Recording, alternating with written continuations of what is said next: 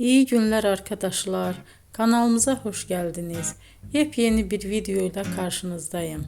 Elçin Sangu ve Barış Ardus'tan yepyeni karelerini sizler için düzenleyip video haline getirdim ve sizlere sunuyorum.